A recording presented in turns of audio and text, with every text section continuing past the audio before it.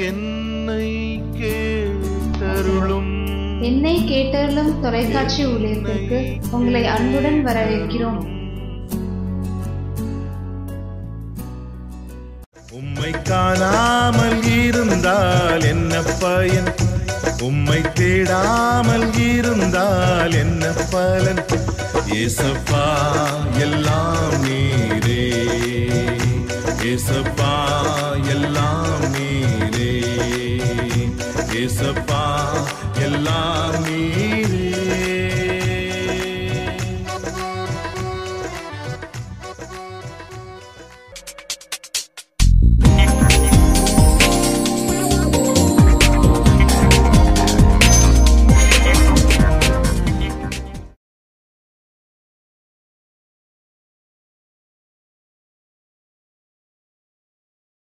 கிறிஸ்தேசுவில் மிகவும் பெரியமான என் அன்பு சகோதர சகோதரிகளே, கர்த்தரும் இரட்சகருமான இயேசு கிறிஸ்துவின் நாமத்தில் உங்களை வாழ்த்துகிறேன். சந்தோஷமாக இருக்கிறீர்கள் என்று விசுவாசிக்கிறேன். அல்லேலூயா. இது கிறிஸ்மஸ் பண்டிகையின் மாதமாக இருக்கிறபடினாலே கிறிஸ்மஸ் பண்டிகையில் கிறிஸ்மஸ் என்கிற ரகசியம் இதுவரை நீங்கள் அறிந்திராத சில காரியங்களை இன்றைக்கு நீங்கள் அறிந்து கொள்ளப் போகிறீர்கள் என்பதற்காக கர்த்தரை துதியுங்கள். தேவ திட்டத்தில் மிக மிக முக்கியமான ஒரு ரகசியத்துக்குள்ளே முதலாவது நான் உங்களை அழைத்து கொண்டு போக விரும்புகிறேன். நமக்காக இந்த உலகத்தில் நம் ஆண்டவர் இயேசு கிறிஸ்து பிறந்தார். அதுதான் கிறிஸ்மஸ் பண்டிகை என்று உலகமெங்கும் எல்லாரும் கொண்டாடி கொண்டிருக்கிறார்கள்.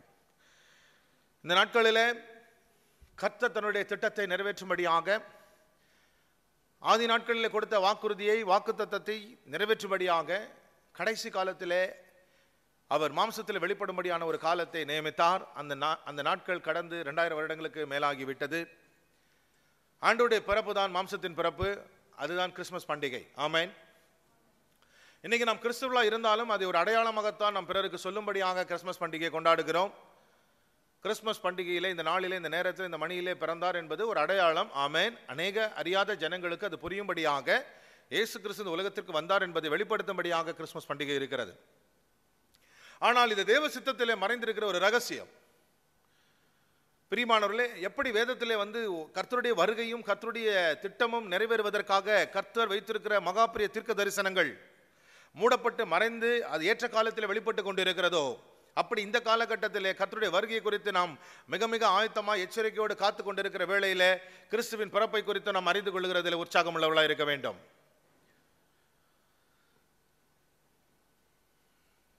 தேவ திட்டத்தில் மிக மிக முக்கியமான ஒரு காரியம், ஆண்டவராகிய இயேசு கிறிஸ்து தன் சொந்த ஜனத்துக்காக மாத்திரம் இந்த உலகத்துக்கு மாம்சத்தில் வெளிப்படவில்லை.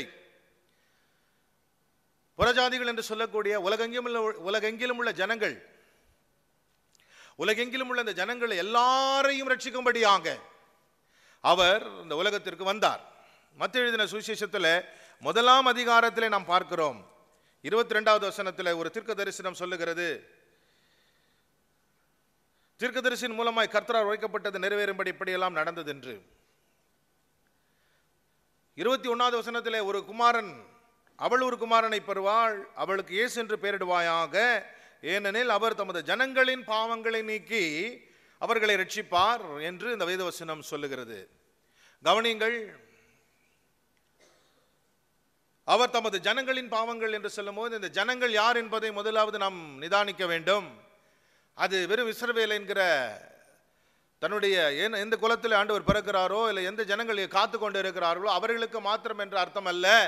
கர்த்தர் உருவாக்குகிற ஜனம், அவரை ஏற்றுக்கொள்ளுகிற ஜனம், அவரை நம்புகிற ஜனம், அவரை விசுவாசிக்கிற ஜனம், அந்த ஜனம் கர்த்தருடைய ஜனம். அது உலகெங்கிலும் இருக்கிறது. அதனால ஆண்டவர் இருதிராத்தாரையும் சிலுவையிலே ஒன்றாக்கி இருக்கிறார். அதாவது ஆண்டவராகிய இயேசு கிறிஸ்து இஸ்ரவேலர் என்கிற ஜனத்துக்காக மாத்திரம் இந்த உலகத்தில் பிறக்கல, ரட்சிக்கிறதுக்காக பிறக்கல. புறஜாதிகளாகிய உலகத்தில் யாரெல்லாம் அவரை ஏற்றுக்கொண்டு விசுவாசிக்கிறார்களோ அவர்கள் எல்லாருக்காகவும் ஆண்டவராகிய இயேசு கிறிஸ்து இந்த உலகத்தில் பிறந்திருக்கிறார். அவர் சொல்லுகிறார், தன் சொந்த ஜனம் என்று சொல்லுகிற இந்த சொந்த ஜனத்திலே நீங்களும் நானும் இருக்கிறதுக்காக கர்த்தரை ஸ்தோத்தரிப்போம்.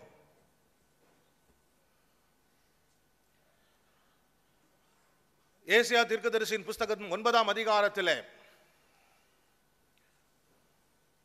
இரண்டாவது வசனம் சொல்லுகிறது, இருளில் நடக்கிற ஜனங்கள் பெரிய வெளிச்சத்தை கண்டார்கள். இருளில் நடக்கிற ஜனங்கள் என்று சொல்லும் பொழுது வெளிச்சத்தை காணாதபடிக்கு ஒரு ஜனக்கூட்டம் நடந்து கொண்டிருக்கிறது. அந்த ஜனக்கூட்டத்துக்கு ஒரு வெளிச்சம் தேவையா இருக்கிறது. இந்த இருளில் நடக்கிற ஜனங்கள் ஒரு பெரிய வெளிச்சத்தை கண்டார்கள். மரண இருளின் தேசம் என்கிற சொல்லப்படுகிற உலகெங்கிலும் ஆண்டவருடைய சத்தியத்தை மெசியாவை அறியாத இருளில் உள்ள ஜனங்கள், இருளிலே நடக்கிற ஜனங்கள், இருளிலே உள்ள ஜனங்கள், ரெண்டு ஜனங்கள் இங்கே சொல்லப்படுகிறார்கள். இந்த இருளிலே நடக்கிற ஜனங்கள் மரண இருளின் தேசத்திலே குடியிருக்கிறவர்கள் என்று சொல்லப்படுகிறவர்கள். பிரியமானவர்களே, ஒரு காலத்திலே நம்முடைய இந்திய தேசம் மரண இருளின் தேசமாயிருந்தது. உலகெங்கிலும் பல தேசங்கள் அப்படித்தான் மரண இருளின் தேசமாயிருந்தது. என்றைக்கு ஆண்டவராக இயேசு கிறிஸ்துவை நம் தேசம் அறிந்ததோ ஏற்றுக்கொண்டதோ அன்றைக்கு மரண இருளின் தேசம் வெளிச்சத்தின் தேசமாய் மாறி இருக்கிறது. இங்கே ரெண்டு காரியங்கள் இருக்கிறது. இருளில் நடக்கிற ஜனங்கள் வெளிச்சத்தை கண்டார்கள். மரண இருளின் தேசத்தில் குடியிருக்கிறவர்கள் வெளிச்சம் பிரகாசித்தது என்று எழுதப்பட்டிருக்கிறது. கண்டார்கள், பிரகாசித்தது. இந்த வெளிச்சம் ஆண்டவராக இயேசு கிறிஸ்துவை குறிக்கிறது. இருளில் நடக்கிற ஜனங்கள் என்று சொல்லும் பொழுது பாரம்பரியங்கள் என்று சொல்லுகிற தேவ திட்டத்திலேயே பாரம்பரியங்கள், பலி செலுத்துதல், ஆசாரித்துவத்தின்படி கர்த்தர் கொடுத்த மோசையின் மூலமாய் அறிவிக்கப்பட்ட கட்டளைகளை கடைபிடித்து கொண்டு பாவ நிவர்த்தி செய்து கொண்டு அறியாமல் மீறி செய்த பாவங்களுக்காக மன்னிப்பு கோரி தேவ ஆலயத்தை நோக்கி போய் கொண்டிருந்தவர்கள். இவர்களுக்கு மேசியாவுடைய வருகை எதற்கு என்பது தெரியாமலேயே மேசியாவுடைய வருகைக்காக இவர்கள் காத்து கொண்டிருந்தார்கள். மேசியாவுடைய வருகை எப்படி இருக்கும் என்பதை இவர்கள் அறியவில்லை. ஆனால் காத்து கொண்டிருந்தார்கள். எதற்காக மேசியா வரப்போகிறார், அபிஷேகம் பண்ணப்பட்டவர் எதற்காக வரப்போகிறார் என்பதை அறியாமல் அவர்கள் காத்து கொண்டிருந்தார்கள். இப்படிப்பட்ட ஒரு சூழ்நிலையில அவர்கள் ஒரு வெளிச்சத்தை கண்டார்கள். காரணம், அவர்கள் மரண இருளிலே நடக்கிற ஸ்தோத்திரம், இருளிலே நடக்கிற ஜனங்களாய் அவர்கள் இருந்தார்கள். மரண இருள் என்று சொல்லுகிற தேசம் உலகம் எங்கிலும் பரவி இருந்தது. அங்கே மீட்பு இல்லை. அந்த மரண இருள் என்கிற இடத்திலே ஜனங்கள் வாழ்ந்து கொண்டிருந்தார்கள். அவர்களுக்கு ரட்சிப்பு இல்லை, மீட்பு இல்லை. ஆனால் அவர்கள் மேலே பிரகாசிக்கும்படியாக ஆண்டவர் வந்தார். ஆக பெத்லகேமிலே பிறந்த இயேசுவானவர் வெளிச்சத்தை காண்கிற ஜனங்களுக்கு மாத்திரம் வரவில்லை, பிரகாசிக்கிறவராகவும் இருக்கிறார். நீங்கள் அவருடைய பிரகாசத்தில் இப்பொழுது வாழ்ந்து கொண்டிருக்கிறீர்கள் என்பதை விசுவாசிக்கிறீர்கள். இப்பொழுது இந்த இருதரத்தாரையும் கர்த்தர் ஒரு ஜாதியாக மாற்றி விரும்புகிறார். மாற்றி அவர்களை மகிழ்ச்சியிலே பெருக பண்ணுகிற தேவன் நம் ஆண்டவராகிய இயேசு கிறிஸ்து. இன்றைக்கு நீங்கள் ஆண்டவரை ஏற்றுக்கொண்டதினாலே மகிழ்ச்சியாய் வாழ்ந்து கொண்டிருக்கிறீர்கள், மகிழ்ச்சியிலே பெருகி கொண்டிருக்கிறீர்கள். இங்கே ஆச்சரியமான காரியத்தை பார்க்கிறோம். இருளில் நடக்கிற ஜனங்கள் இருவரும் வெளிச்சத்தை கண்டதும் பிரகாசித்தது நிமித்தம் 3வது வசனத்திலே அந்த ஜாதி என்று ஒரே ஒரு ஜாதியை சொல்லப்படுகிறது. அது பரிசுத்த ஜாதி. அல்லேலூயா. இந்த பரிசுத்த ஜாதி இயேசு கிறிஸ்துவினால் உருவாக்கப்பட்டிருக்கிறது. இந்த பரிசுத்த ஜாதி எப்படிப்பட்டதா இருக்கிறது என்றால் திரளாகுமாம். அல்லேலூயா. அதாவது பெருகிக் கொண்டே இருக்கிற ஜாதி, திரளாகி அதற்கு மகிழ்ச்சியை பெருக பண்ணும்படி கர்த்தர் ஆசீர்வதித்திருக்கிறார். நீங்கள் மகிழ்ச்சியாக இருக்கிறீர்கள். 2வது பெரிய ஆசீர்வாதம், அறுப்பிலே மகிழ்கிறது போலவும். ஒரு விவசாயி ஒரு நிலத்தில் விதைத்த விதைகளின் பலனை அறுக்கும் பொழுது அதனுடைய பலன் பெருகி இருந்தால் அவனுக்குள்ள எப்படி மகிழ்ச்சி பெருகி இருக்குமோ, அறுப்பில் மகிழ்கிறது போலவும், கொள்ளையை பங்கிட்டுக் கொள்ளுகையில் களி கூறுகிறது போலவும்.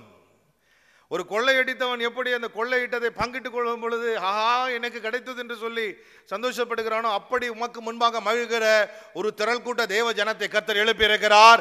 அதிலே நீங்களும் நானும் இருக்கிறோம் என்பதை விசுவாசியுங்கள். இந்த பரிசுத்தரை நாம் அறிந்து கொள்வதற்கு அவர் ஏதோ குழந்தையா வந்தாரு, சிலையா இருக்கிறார் நினைத்து விட வேண்டாம். அவர் மகா பரிசுத்தர். ஆமென். அவரை குறித்து 6வது வசனம் சொல்லுகிறது, நமக்கு ஒரு பாலகன் கொடுக்கப்பட்டிருக்கிறார். நமக்கு ஒரு குமாரன் கொடுக்கப்பட்டிருக்கிறார். கர்த்தத்துவம் அவர் தோளின் மேல் இருக்கும். அவர் நாமம் அதிசயமானவர், ஆலோசனை கர்த்தா, வல்லமையுள்ள தேவன், நித்திய பிதா, சமாதான பிரபு என்னப்படும்.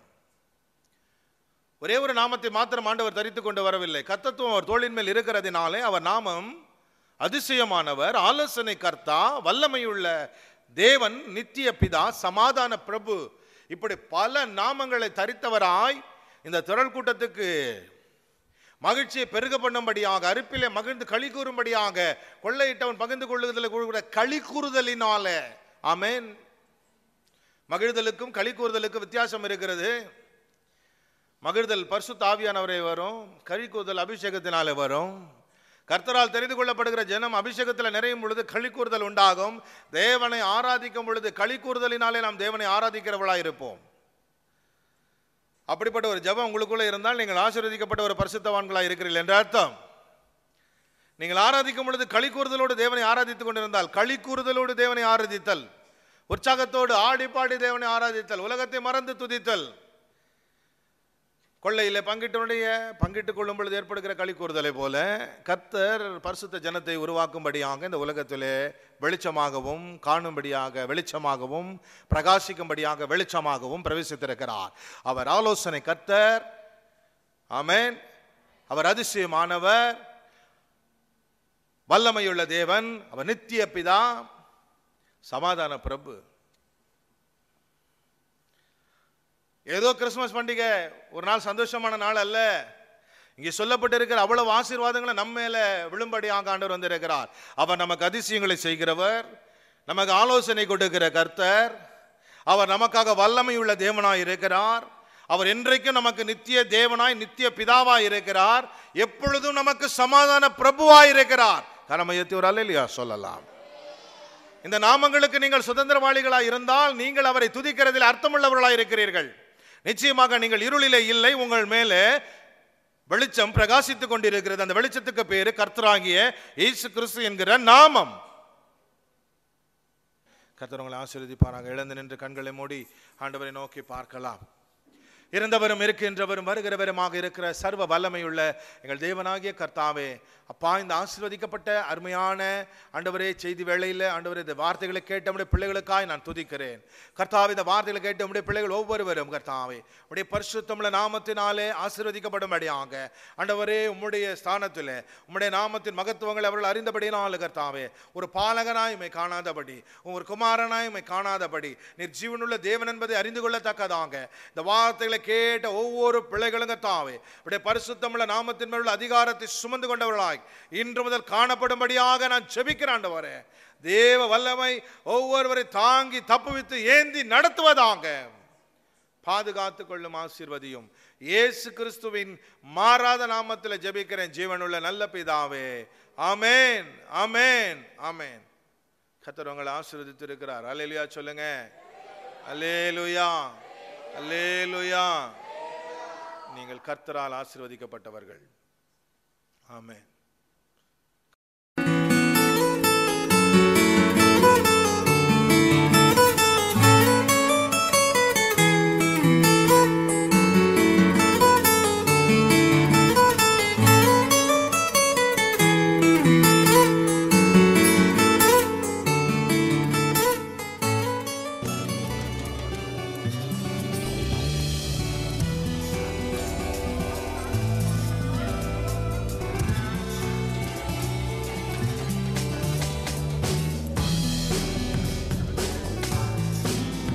எங்கள் முகவரி: கர்மேல் அக்கினி தீர்க்க தரிசன ஊழியங்கள், ரெயின்போ நகர், மாடர்ன் ரைஸ் மில் எதிரில், நெய்வேலி ஆர்ச்கேட் அருகில், கடலூர் மாவட்டம், தென்னிந்தியா.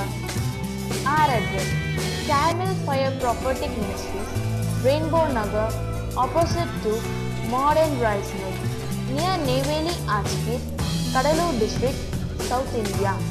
Pin code 607308.